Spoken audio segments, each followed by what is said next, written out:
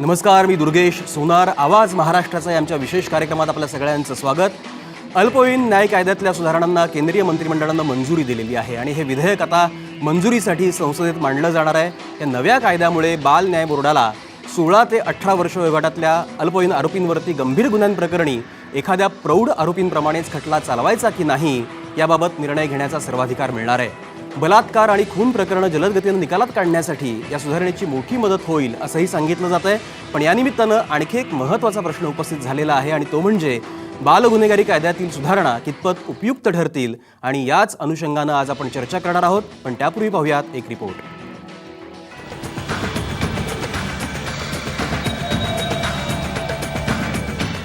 गेल्या 2 वर्षात देशात बलात्काराच्या गुन्ह्यांची संख्या प्रचंड वाढली.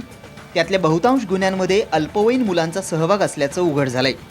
या दोन्ही बाबी अतिशय चिंताजनक आहेत. अल्पवयीन मुलांनी त्यांच्याच वयाच्या म्हणजे अल्पवयीन मुलींवर बलात्कार करण्याचं प्रमाण अधिक असल्याचं एका पाहणीत दिसून आलंय. भारतासारख्या विकसनशील देशात मुलं मुली लवकर वयात येण्याचं प्रमाण वाढल्यामुळे या प्रकारच्या गुन्ह्यांमध्ये वाढ होते. मात्र त्यामुळं बलात्काराच्या गुन्ह्यांचं गांभीर्य कमी होत नाही, किंबहुना ते वाढतंच. मुंबईच्या शक्तिमिल बलात्कार प्रकरणात 2 अल्पवयीन मुलांचा हात होता. त्यांचं प्रकरण न्यायालयापुढे असताना ही चर्चा सुरू झाली. न्यायालयानं या दोघांना दोषी ठरवलं असून त्यांची रवानगी नाशिकच्या बालसुधारगृहात केली आहे. त्यांना तिथं शिकण्याची संधी मिळणार आहे, म्हणजे त्यांना सुधारण्याची संधी द्यावी असं न्याय यंत्रणेला वाटतं. बलात्काराच्या गुन्ह्यात हात असलेल्या अल्पवयीन मुलांनाही सज्ञान मानण्यात यावं आणि त्यांना सज्ञान गुन्हेगारांप्रमाणे कठोर शिक्षा देण्यात यावी असं मत व्यक्त होऊ लागलंय. बलात्कार म्हणजे काय हे अल्पवयीन मुलांना कळतं, त्यामुळं ती लहान आहेत, अजाण आहेत असं समजणं चुकीचं आहे असं पोलिसांचंही मत आहे.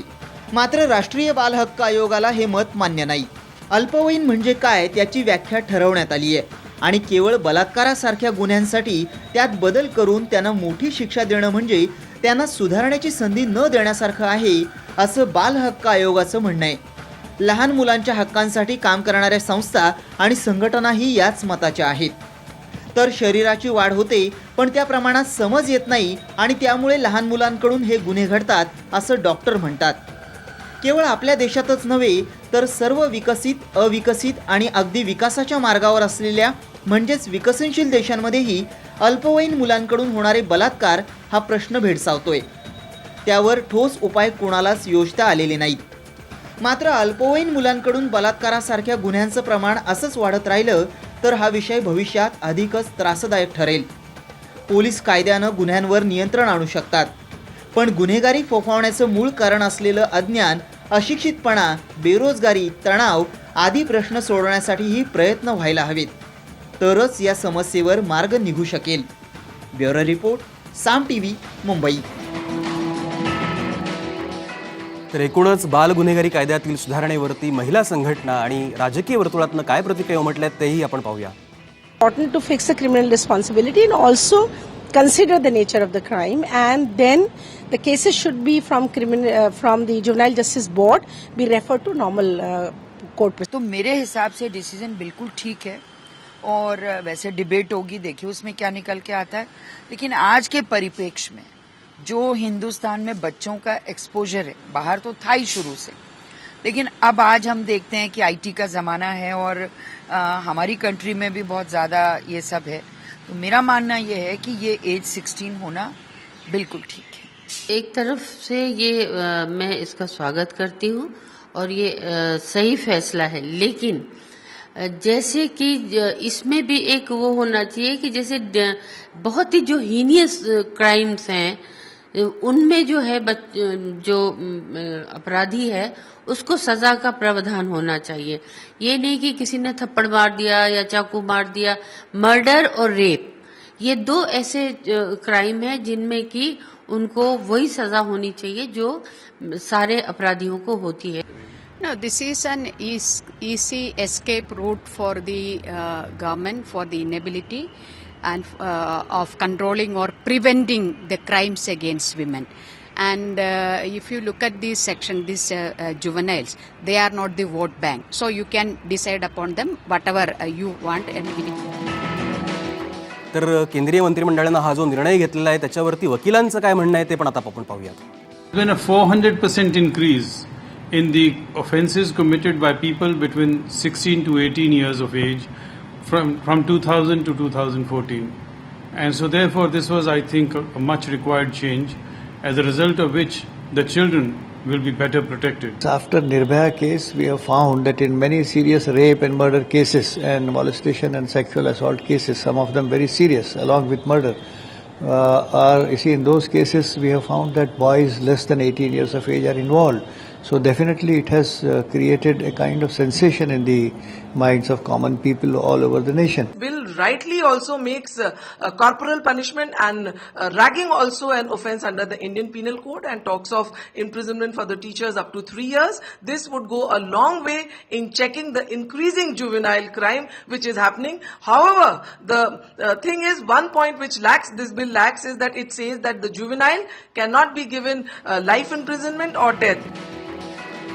तर एकूणच बालगुन्हेगारी प्रतिबंधक कायद्यातल्या सुधारणेला आपण जर बघितलं तर त्या कितपत उपयुक्त आहेत आणि बालगुन्हेगारीची वयोमर्यादा शिथिल करून त्यातनं काही साध्य होणार आहे का आणि बालगुन्हेगारीला आळा बसणार आहे का, या अनुषंगानं आपण आवाज महाराष्ट्रामध्ये चर्चा करणार आहोत. आणि त्या चर्चेसाठी आता आज माझ्यासोबत असणार आहेत ॲडव्होकेट VP पाटील, जे माजी न्यायाधीश आहेत आणि हायकोर्टामध्ये आता सध्या ते प्रॅक्टिस करतात. प्रमोद निगुडकर आपल्यासोबत आहेत, प्रकल्प संचालक आहेत CCDTचे, म्हणजे कमिटेड कम्युनिटीज डेव्हलपमेंट ट्रस्ट मुंबईचे ते प्रकल्प संचालक आहेत. पुण्यातनं या चर्चेमध्ये सहभागी होत आहेत ॲडव्होकेट असीम सरोदे, आणि त्यांच्यासोबत ॲडव्होकेट निलिमा वर्तक, माजी अतिरिक्त सरकारी वकील, याहीसुद्धा पुण्यातनं आपल्या या कार्यक्रमामध्ये सहभागी होत आहेत. याच्याशिवाय डॉक्टर सुनील कुमार लवटे कोल्हापूरमधनं या कार्यक्रमात सहभागी होत आहेत. डॉक्टर लवटे हे ज्येष्ठ साहित्यिक तर आहेतच, सामाजिक कार्यकर्ते पण आहेत आणि एकूणच बालगुन्हेगारीच्या संदर्भामध्ये जे रिमांड होम चालतात त्याच्याशी त्यांचा खूप जवळून संबंध आलेला आहे. याच्याशिवाय ॲडव्होकेट गीतांजली शिंदे, ज्या काँग्रेस लीगल सेलच्या सरचिटणीस आहेत, त्यासुद्धा या कार्यक्रमात सहभागी होत आहेत मुंबईतनं, आणि भाजपचे प्रवक्ते केशव उपाध्येसुद्धा या कार्यक्रमामध्ये सहभागी होत आहेत. या सगळ्यांशी आपण या अनुषंगानं चर्चा करणार आहोत. आणि या चर्चेची सुरुवात करण्यासाठी मी सगळ्यात पहिल्यांदा जाणार आहे ॲडव्होकेट VP पाटील यांच्याकडे. पाटील सर, मला सांगा, आता हा जो केंद्रीय मंत्रिमंडळाने निर्णय घेतलेला आहे की वय 18वरनं 16वरती आणायचं, या वयाची जी वयोमर्यादा शिथिल करणं जे आहे किंवा वय कमी करणं हे जे आहे, यामुळं बालगुन्हेगारीला आळा घालता येईल का? बाल गुन्हेगारीला निश्चित आळा घालता येईल, कारण हे स्कूलिंगचं एज आहे. IPCच्या सेक्शन 82ने 7 वर्षाच्या जर एखाद्याने गुन्हा केला तर त्याला गुन्हा होत नाही, म्हणजे 7 वर्षाखालील मुलांनी. तर 7 ते 16 हे शाळेचं वय आहे, आणि 16च्या पुढे मुलं कॉलेजमध्ये असतात. त्यामुळे 18वरून 16 आणणं अत्यंत योग्य आहे, की जे मत सर्वांचंच आहे, त्यात काही मी वेगळं मत व्यक्त करतो आहे असं नाही, ते जरूर केलं पाहिजे. कारण 16 ते 18मध्ये मुलाला पूर्ण समज आलेली असते. गुन्हे घडताना तांत्रिक मुद्द्यावर तो 18च्या आत आहे, हा फायदा देण्याची गरजच नाही. 16 हे प्रॉपर एज आहे, जे त्याचं तुम्ही हे पाहाल शारीरिक हे त्याची प्रक्रिया शरीराची, तर 16 हेच वय योग्य आहे.